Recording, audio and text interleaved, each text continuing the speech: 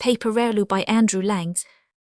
Once upon a time there lived a king and a queen who had one son. The king loved the boy very much, but the queen, who was a wicked woman, hated the sight of him, and this was the more unlucky, for when he was 12 years old his father died, and he was left alone in the world. Now the queen was very angry because the people who knew how bad she was seated her son on the throne instead of herself, and she never rested till she had formed a plan to get him out of the way. Fortunately, however, the young king was wise and prudent, and knew her too well to trust her. One day when his mourning was over, he gave orders that everything should be made ready for a grand hunt. The queen pretended to be greatly delighted that he was going to amuse himself once more, and declared that she would accompany him. "No, mother, I cannot let you come," he answered. "The ground is rough, and you are not strong." But he might as well have spoken to the winds when the horn was sounded at daybreak. The queen was there with the rest. All that day they rode, for game was plentiful, but towards evening the mother and son found themselves alone in a part of the country that was strange to them.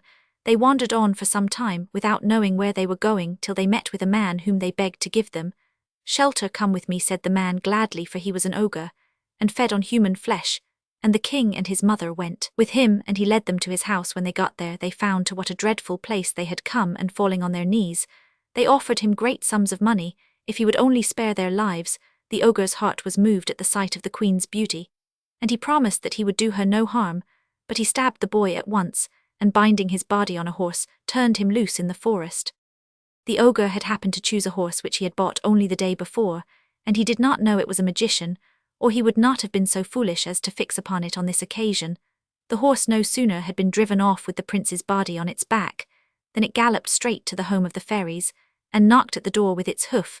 The fairies heard the knock, but were afraid to open till they had peeped from an upper window to see that it was no giant or ogre who could do them harm. "Oh, look, sister," cried the first to reach the window, "it is a horse that has knocked, and on its back there is bound a dead boy, the most beautiful boy in all the world."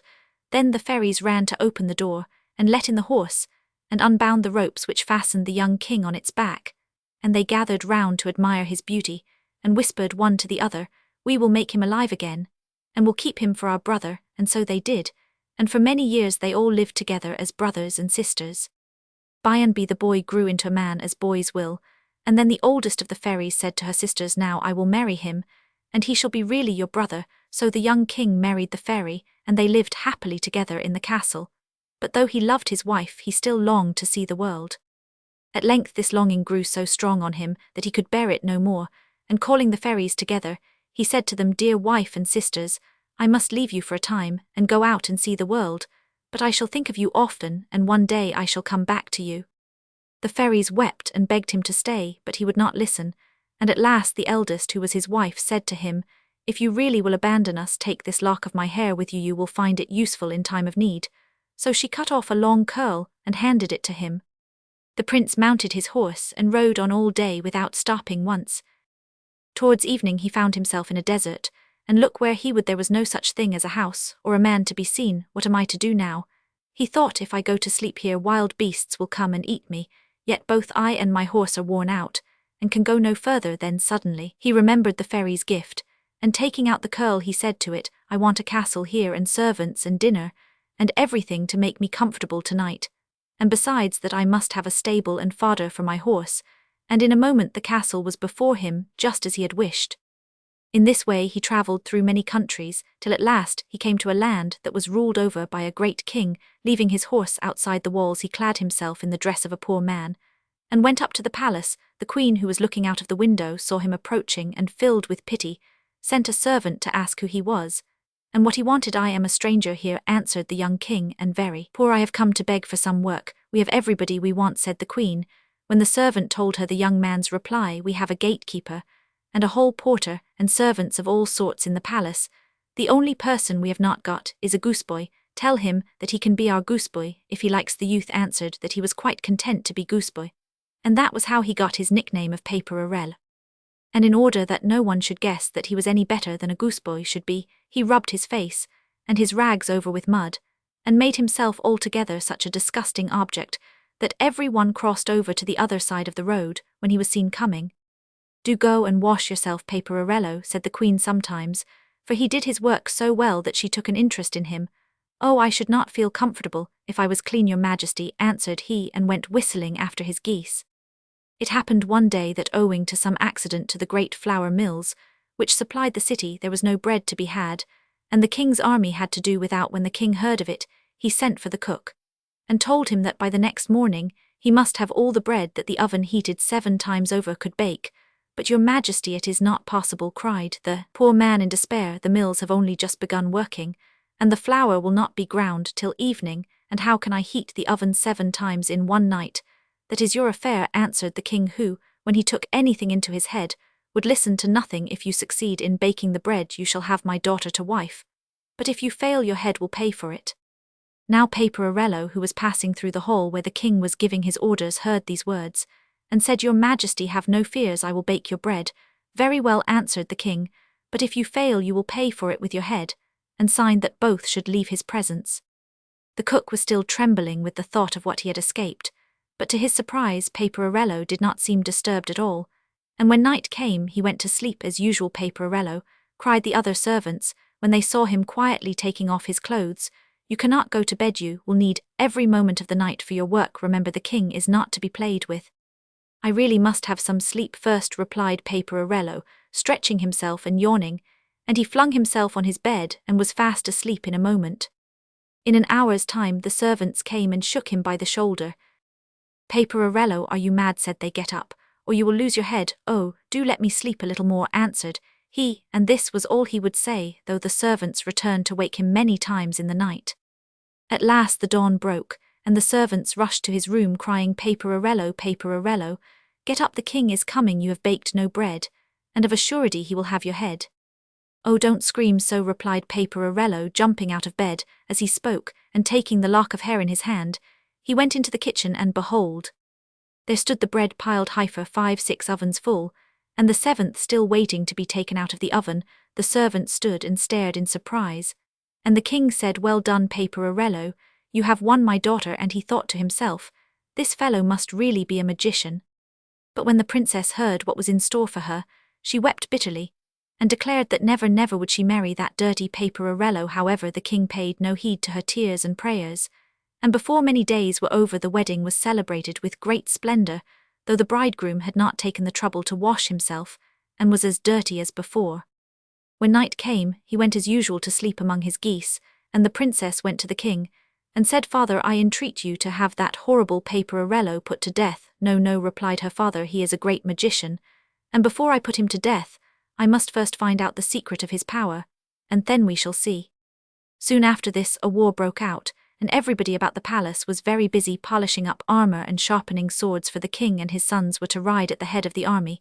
Then Paperarelloo left his geese, and came and told the king that he wished to go to fight also. The king gave him leave, and told him that he might go to the stable, and take any horse he liked from the stables. So Paperarelloo examined the horses carefully, but instead of picking out one of the splendid well-groomed creatures whose skin shone like satin, he chose a poor lame thing, put a saddle on it, and rode after the other men-at-arms who were attending the king. In a short time he stopped, and said to them, "My horse can go no further, you must go on to the war without me, and I will stay here and make some little clay soldiers, and will play at a battle." The men laughed at him for being so childish, and rode on after their master. Scarcely were they out of sight than Paperarelloo took out his curl, and wished himself the best armor, the sharpest sword, and the swiftest horse in the world, and the next minute was riding as fast as he could to the field of battle. The fight had already begun, and the enemy was getting the best of it when Paperarelloo rode up, and in a moment the fortunes of the day had changed. Right and left this strange knight laid about him, and his sword pierced the stoutest breastplate and the strongest shield. He was indeed a host in himself, and his foes fled before him, thinking he was only the first of a troop of such warriors, whom no one could withstand. When the battle was over, the king sent for him to thank him for his timely help, and to ask what reward he should give him. "Nothing but your little finger, your majesty," was his answer, and the king cut off his little finger, and gave it to Paperarelloo, who bowed and hid it in his surcoat. Then he left the field, and when the soldiers rode back, they found him still sitting in the road making whole rows of little clay dolls. The next day the king went out to fight another battle, and again Paperarelloo appeared mounted on his lame horse, as on the day before. He halted on the road, and sat down to make his clay soldiers. Then a second time he wished himself armor, sword, and a horse all sharper and better than those he had previously had, and galloped after the rest. He was only just in time. The enemy had almost beaten the king's army back, and men whispered to each other that if the strange knight did not soon come to their aid, they would be all dead men. Suddenly, someone cried, "Hold on a little longer, I see him in the distance, and his armor shines brighter, and his horse runs swifter than yesterday." Then they took fresh heart and fought desperately on till the knight came up and threw himself into the thick of the battle. As before, the enemy gave way before him, and in a few minutes the victory remained with the king. The first thing that the victor did was to send for the knight to thank him for his timely help, and to ask what gift he could bestow on him. "In token of gratitude, your majesty's ear," answered the knight. And as the king could not go back from his word, he cut it off and gave it to him. Paperarelloo bowed, fastened the ear inside his surcoat, and rode away. In the evening, when they all returned from the battle there, he was sitting in the road making clay dolls. On the third day the same thing happened, and this time he asked for the king's nose as the reward of his aid. Now to lose one's nose is worse even than losing one's ear or one's finger. And the king hesitated as to whether he should comply. However, he had always prided himself on being an honorable man, so he cut off his nose and handed it to Paperarelloo. Paperarelloo bowed, put the nose in his surcoat, and rode away. In the evening, when the king returned from the battle, he found Paperarelloo sitting in the road making clay dolls, and Paperarelloo got up and said to him, "Do you know who I am? I am your dirty gooseboy, yet you have given me your finger, and your ear, and your nose." That night when the king sat at dinner, Paperarelloo came in, and laying down the ear and the nose and the finger on the table, turned and said to the nobles and courtiers who were waiting on the king, "I am the invincible knight who rode 3 times to your help, and I also am a king's son, and no gooseboy as you all think." And he went away and washed himself and dressed himself in fine clothes, and entered the hall again looking so handsome that the proud princess fell in love with him on the spot. But Paperarelloo took no notice of her, and said to the king, "It was kind of you to offer me your daughter in marriage, and for that I thank you, but I have a wife at home whom I love better, and it is to her that I am going. But as a token of farewell, I wish that your ear and nose and finger may be restored to their proper places." So saying, he bade them all goodbye, and went back to his home, and his fairy bride, with whom he lived happily till the end of his life. From Sicily and Isohan Marchen,